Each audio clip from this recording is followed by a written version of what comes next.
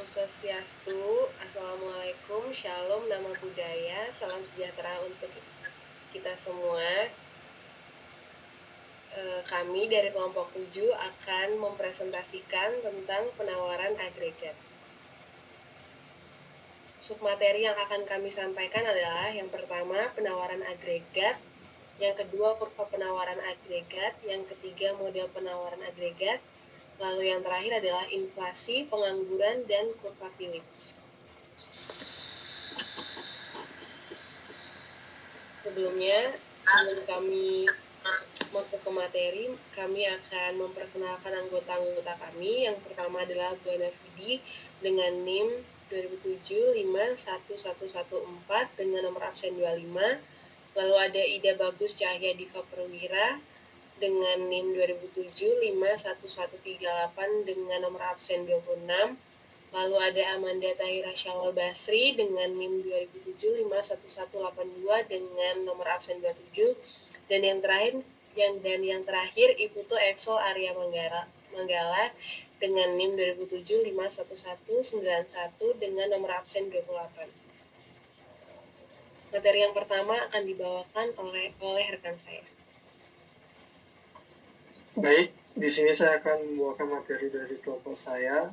Materi yang pertama yaitu penawaran agregat. Penawaran agregat adalah nilai total barang dan yang diproduksi dalam suatu perekonomian. Penawaran agregat biasanya dihitung selama setahun karena perubahan penawaran cenderung mengikuti perubahan permintaan. Next. Pergeseran penawaran agregat dapat dikaitkan dengan banyak variabel, termasuk perubahan ukuran dan kualitas tenaga kerja, inovasi teknologi, kenaikan upah, dan kenaikan biaya produksi, serta perubahan pajak produsen dan juga subsidi, serta perubahan inflasi. Beberapa dari faktor-faktor tersebut dapat menyebabkan perubahan positif dalam penawaran agregat, sementara yang lainnya menyebabkan penawaran agregat menurun. Dapat dimisalkan peningkatan efisiensi tenaga kerja melalui outsourcing atau otomatisasi dapat meningkatkan output pasokan dengan menurunkan biaya tenaga kerja per unit pasokan. Sebaliknya, kenaikan upah memberikan tekanan ke bawah pada penawaran agregat dengan meningkatkan biaya produksi.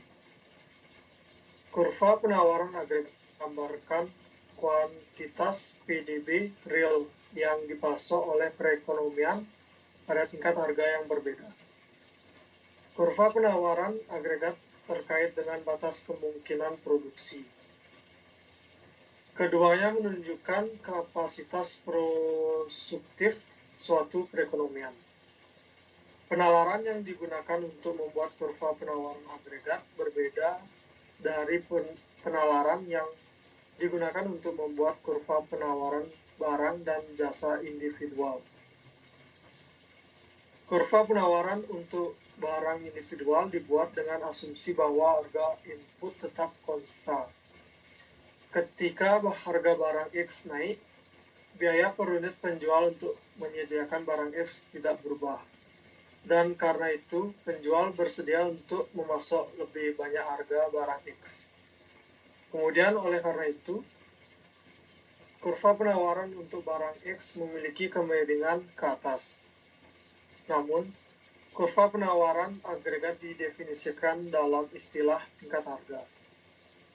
Kenaikan tingkat harga akan meningkatkan harga yang dapat diperoleh produsen untuk produk mereka dan dengan demikian mendorong lebih banyak output. Baik, materi selanjutnya akan dibawakan oleh teman saya. Terima kasih. Baik, untuk kesempatannya di sini saya Bagus Diva Perwira akan menjelaskan tentang kurva penawaran agregat. Penawaran agregat jangka pendek atau short run aggregate supply mengacu pada output agregat ketika beberapa biaya menjadi variabel, tetapi upah dan beberapa biaya input lainnya tidak fleksibel dan tidak sepenuhnya menyesuaikan dengan perubahan tingkat harga. Ketika tingkat harga naik, upah dan beberapa biaya input lainnya tetap konstan.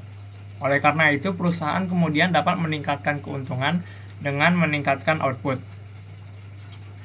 Lalu kontrak kerja juga merupakan salah satu sumber kekakuan upah. Dalam jangka pendek, perusahaan tidak serta-merta merevisi kontrak pekerja mereka dengan menaikkan upah untuk menyesuaikan kenaikan tingkat harga.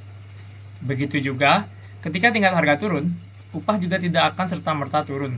Faktor lainnya yang berkontribusi pada kekakuan upah yaitu upah minimum, peraturan pasar tenaga kerja, dan kekuatan serikat pekerja.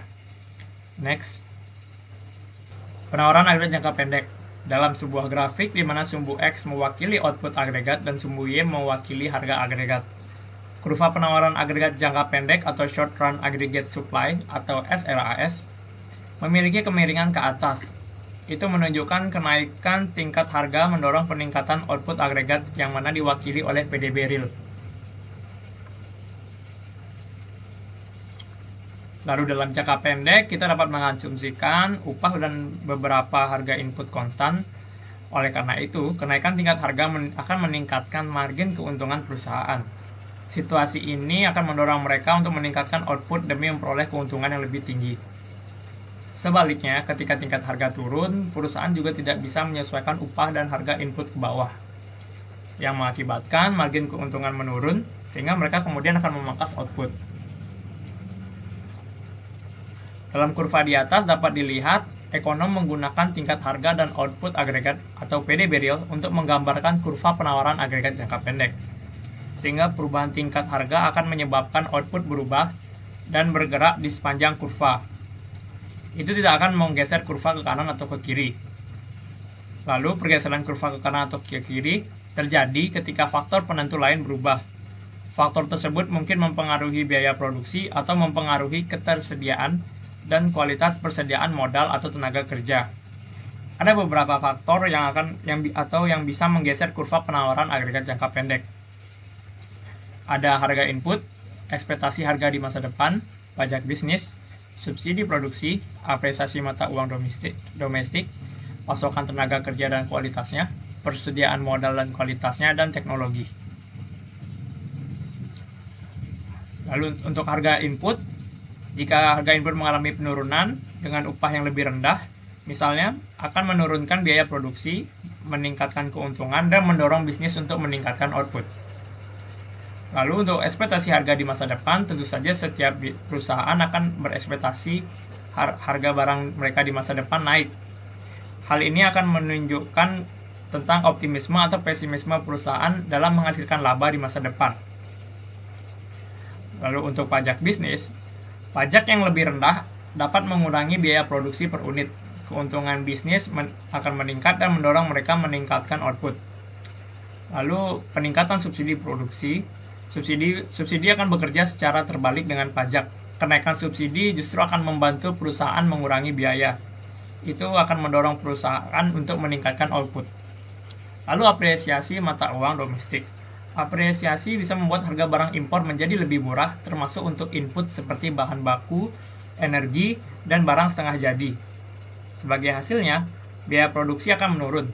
Lalu perusahaan akan menikmati margin laba yang lebih tinggi dan mendorong mereka untuk meningkatkan produksi. Lalu peningkatan pasokan dan perbaikan kualitas tenaga kerja. Jika pada perekonomian dapat menghasilkan lebih banyak output ketika pasokan tenaga kerja tersedia lebih banyak. Begitu juga perbaikan kualitas tenaga kerja dapat meningkatkan produktivitas mereka, sehingga perusahaan dapat menghasilkan lebih banyak output menggunakan input yang sama. Perekonomian juga dapat meningkatkan output ketika lebih banyak mesin atau prasarana yang tersedia. Begitu juga mesin berteknologi lebih canggih atau memiliki kualitas yang lebih baik. Lalu, jika faktor-faktor tersebut bekerja secara terbalik, itu akan menurunkan output agregat. Sehingga dapat disimpulkan, kurva penawaran agregat jangka pendek akan bergeser ke sebelah kiri karena yang pertama kenaikan harga input, yang kedua ekspektasi harga di masa depan yang menjadi lebih rendah, pajak bisnis yang meningkat, pemangkasan subsidi produksi, depresiasi mata uang domestik, menurunnya pasokan tenaga kerja menyusut atau kualitasnya, dan menurunnya pasokan persediaan modal atau kualitasnya. Lalu penawaran agregat jangka panjang. Penawaran agregat jangka panjang atau long run aggregate supply mengacu pada total output dalam perekonomian.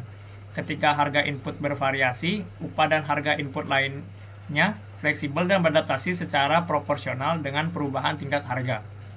Dalam periode ini, perekonomian sepenuhnya akan memanfaatkan semua sumber dayanya dan memproduksi pada output potensialnya. Perekonomian dapat meningkatkan kapasitas produksi dengan meningkatkan pasokan faktor-faktor produksi. Selain itu, teknologi juga dapat meningkatkan potensi hasil jangka panjang melalui peningkatan produktivitas. Kurva penawaran agregat jangka panjang yang disingkat LRAS tidak elastis. Tingkat harga tidak berpengaruh pada output agregat karena perusahaan dapat menyesuaikan harga input secara proporsional. Jadi, tidak seperti pasokan agregat jangka pendek, biaya produksi tidak mempengaruhi output agregat jangka panjang. Juga, peningkatan penawaran agregat jangka panjang tidak menghasilkan tekanan inflasi. Karena telah memanfaatkan semua kapasitas produktifnya, ekonomi harus meningkatkan sumber daya produktif untuk meningkatkan output. Alternatifnya, ekonomi juga dapat mengadopsi teknologi canggih. Dengan begitu, produktivitas ekonomi dapat meningkat dan memungkinkan untuk menghasilkan lebih banyak output dengan sumber daya yang tersedia atau ada.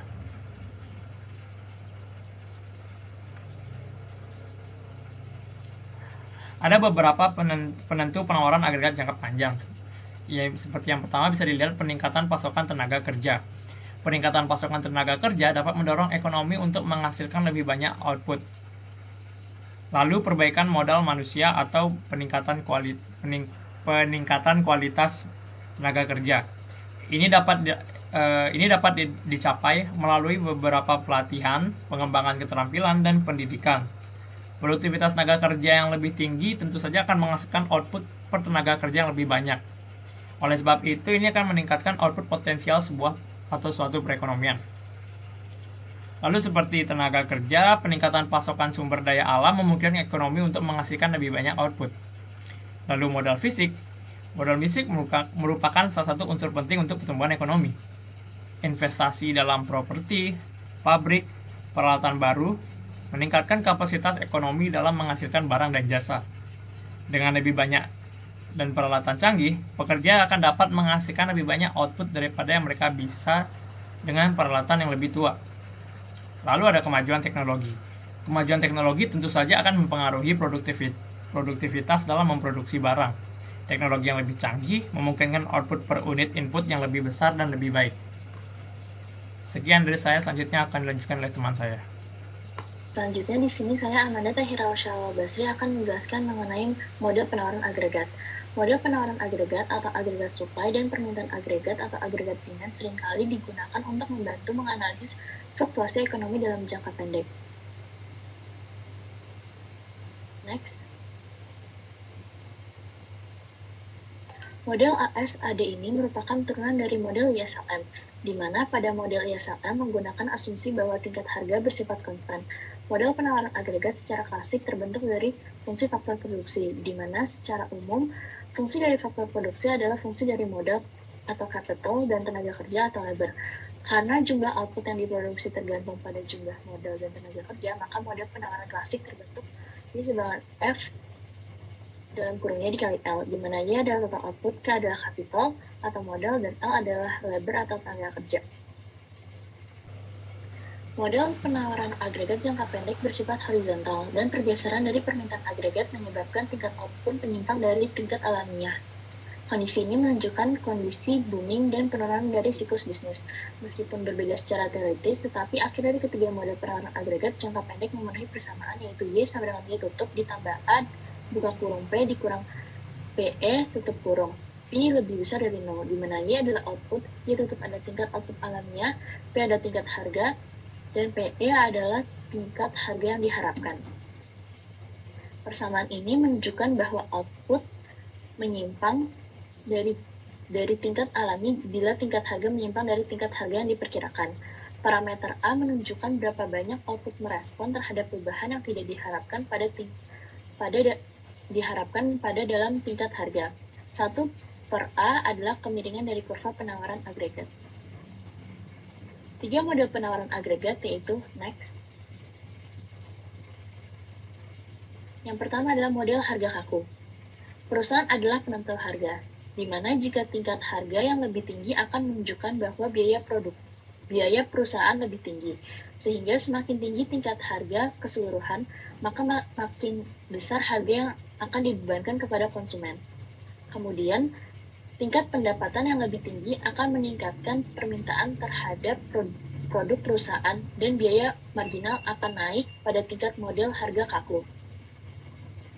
Model ini mengasumsikan bahwa perusahaan tidak secara instan menyesuaikan tingkat harga yang mereka tetapkan sebagai respon terhadap perubahan permintaan karena tingkat harga biasanya ditetapkan keseluruhan P dan tingkat pendapatan agregat Y.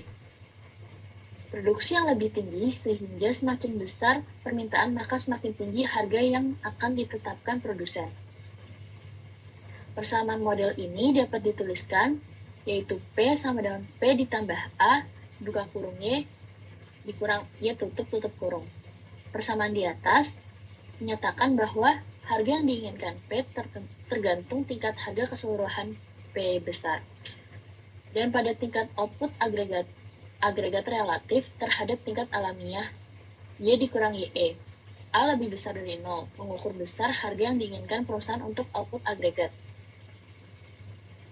Dengan mengasumsikan dua produsen dengan harga yang fleksibel dan harga yang kaku, maka perusahaan dengan harga kaku menetapkan harga mengacu pada P kecil sama dengan PE ditambah A buka kurung YE dikurang Y tutup E tutup kurung, di mana E menunjukkan nilai yang diharapkan dari sebuah variabel dengan asumsi bahwa produsen mengharapkan output berada dalam tingkat alamiah, sehingga A dalam kurung YE dikurang Y tutup E tutup kurung adalah 0, maka perusahaan menetapkan harga P kecil sama dengan PE. Atau dapat diartikan bahwa produsen menetapkan harga berdasarkan prediksi produsen lain yang menetapkan harga yang sama. Dengan menggunakan kaidah penetapan harga dari dua produsen, maka dapat diderivasi persamaan penawaran agregat dengan tingkat harga keseluruhan dari perekonomian yang merupakan rata-rata terimbang dari harga yang ditetapkan dari dua produsen di atas. Jika S adalah fraksi dengan harga kaku dan 1 dikurang S adalah fraksi dengan harga fleksibel, maka tingkat harga keseluruhan adalah P besar sama dengan SPE ditambah 1 dikurang S buka kurung P ditambah A Y dikurang Y tutup kurung. Dan bagi kedua sisi dengan S untuk tingkat harga keseluruhan, maka didapat persamaan SP sama dengan SPE ditambah buka kurung 1 dikurang S tutup kurung A dibagi S tutup kurung dibuka kurung Y dikurang YE tutup kurung. Dari persamaan di atas dapat dijelaskan bahwa bila mengharapkan harga yang tinggi, maka produsen harus menetapkan biaya produksi yang lebih tinggi. Tingkat harga yang tinggi akan menyebabkan produsen lain menetapkan tingkat harga yang lebih tinggi pula.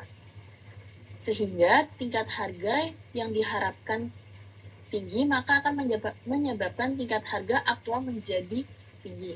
Kemudian, ketika tingkat output tinggi, maka permintaan akan barang juga akan naik dan produsen dengan harga fleksibel akan menetapkan harga yang tinggi yang menyebabkan tingkat harga secara umum menjadi naik. Dapat disimpulkan bahwa tingkat harga keseluruhan tergantung pada tingkat harga yang diharapkan dan pada tingkat output, sehingga persamaan penetapan harga agregat menjadi Y sama dengan Y tutup ditambah A buka kurung P dikurang PE tutup kurung. Model harga kaku menyatakan bahwa penyimpangan output dari tingkat alamiah secara positif berkaitan dengan penyimpangan tingkat harga dari tingkat harga yang diharapkan. Next. Lalu yang kedua ada model upah kaku. Model upah kaku atau sticky wage model menunjukkan implikasi dari upah nominal yang kaku pada penawaran agregat. Tingkat upah cenderung kaku dikarenakan tingkat upah biasanya ditetapkan dalam kontrak jangka panjang, sehingga tingkat upah tidak dengan cepat disesuaikan ketika kondisi ekonomi berubah. Ketika upah nominal tidak berubah, kenaikan tingkat harga akan menurunkan upah real, yang akan membuat tenaga kerja menjadi murah. Selanjutnya, upah real yang lebih rendah akan mendorong perusahaan menggunakan lebih banyak tenaga kerja, dan tenaga kerja tambahan ini akan memproduksi lebih banyak output. Sehingga dapat disimpulkan bahwa harga dan jumlah output berhubungan positif. Kenaikan tingkat harga akan menaikkan jumlah output selama upah nominal tidak disesuaikan. Para pekerja dan perusahaan menetapkan upah nominal sebagai W berdasarkan upah real target adalah omega dan tingkat harga yang mereka harapkan adalah PE. Maka persamaan upah nominal adalah W sama dengan omega atau upah real dikali PE. Setelah upah nominal ditetapkan, sebelum tenaga kerja ditarik, perusahaan mempelajari tingkat harga aktual atau P. Maka upah real menjadi W dibagi P sama dengan omega dikali buka kurung PE dibagi P tutup kurung. Asumsi akhir dari model upah kaku adalah bahwa kesempatan kerja ditentukan oleh jumlah tenaga kerja yang diminta perusahaan. Maka fungsi permintaan tenaga kerja adalah L sama dengan LB buka kurung W dibagi P tutup kurung. Yang menyatakan semakin rendah upah real, maka semakin banyak tenaga kerja yang digunakan perusahaan. Sehingga dapat diasumsikan karena upah bersifat kaku, perubahan pada tingkat harga akan menjatuhkan upah real dari upah real target, dan perubahan upah real akan mempengaruhi jumlah tenaga kerja yang digunakan serta output yang diproduksi. Sehingga kurva penawaran agregat dapat ditulis yaitu Y sama dengan Y tutup ditambah A buka kurung P dikurang PE. Dapat dilihat pada gambar di bawah adalah itu merupakan kurva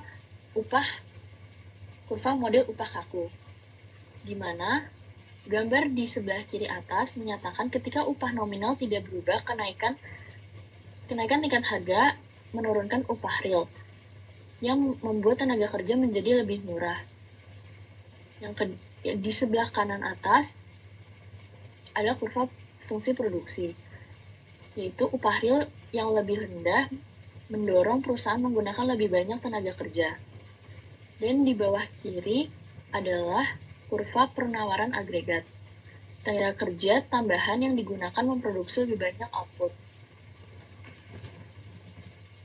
Hubungan positif antara tingkat harga dan jumlah output ini berarti kurva penawaran agregat miring ke atas selama upah nominal tidak dapat disesuaikan. Next. Yang ketiga atau yang terakhir adalah model informasi tidak sempurna atau imperfect information model, mengasumsikan bahwa dalam pasar semua upah dan harga akan bebas menyesuaikan diri untuk menyeimbangkan penawaran dan permintaan. Model ini juga mengasumsikan bahwa setiap barang produsen dalam perekonomian memproduksi barang tunggal dan mengkonsumsikan banyak barang. Karena jumlah barang begitu banyak, para produsen tidak dapat mengamati seluruh harga baik dalam jangka panjang maupun jangka pendek. Mereka memantau dengan ketat harga barang yang mereka produksi, tetapi kurang memantau harga seluruh barang yang mereka konsumsi. Hal ini mempengaruhi keputusan tentang berapa banyak yang akan mereka tawarkan, dan hal ini akan menimbulkan hubungan positif antara tingkat harga dan output dalam jangka pendek.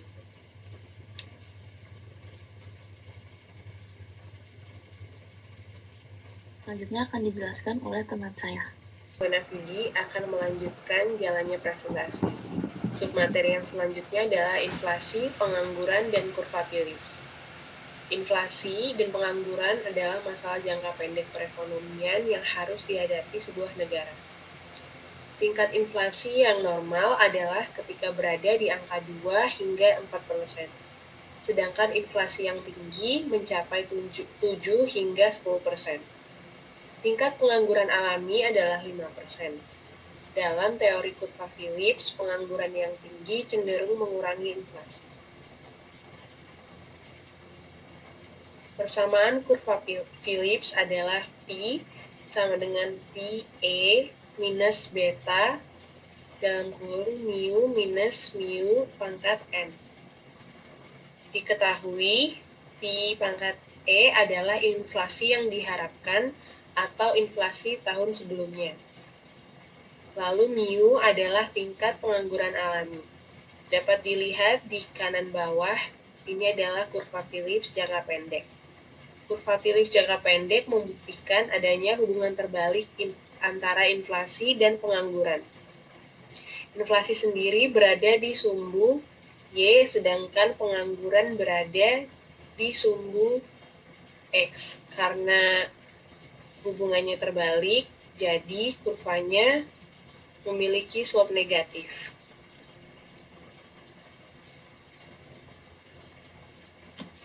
Kurva Phillips sedangkan di kurva Phillips jangka panjang terdapat tingkat pengangguran minimum pada inflasi yang tetap. Pengangguran minimum ditandai dengan adanya garis vertikal pada titik pengangguran. Pada periode pertama, pengangguran ada pada tingkat normal. Tidak ada permintaan atau penawaran yang mencolok, sehingga kondisi ekonomi berada pada titik E. Pada periode selanjutnya, peningkatan yang cepat pada output selama ekspansi ekonomi menurunkan tingkat pengangguran. Seiring menurunnya pengangguran, perusahaan cenderung merekrut pekerja lebih banyak lagi, memberikan peningkatan upah yang lebih besar daripada biasanya. Saat output ingin melebihi potensinya, utilisasi kapasitas meningkat dan naik, sehingga ekonomi bergerak naik ke titik F. Lalu dengan naiknya inflasi, maka perusahaan dan pekerja akan mengharapkan inflasi yang lebih tinggi. Harapan inflasi yang lebih tinggi tampak dalam keputusan upah dan harga. Tingkat ekspektasi inflasi tampak pada kerangka kurva Phillips saat kurva bergerak naik. Kurva Phillips yang baru berada di atas kurva Phillips awalnya, yang menunjukkan tingkat ekspektasi inflasi yang lebih tinggi. Pada periode akhir, dengan melambatnya perekonomian, kontraksi pada kegiatan ekonomi membawa output kembali ke potensinya semula, dan pengangguran kembali kepada titik E. Sekian presentasi dari kelompok kami. Kurang lebihnya kami minta maaf. Kami tutup. Terima kasih.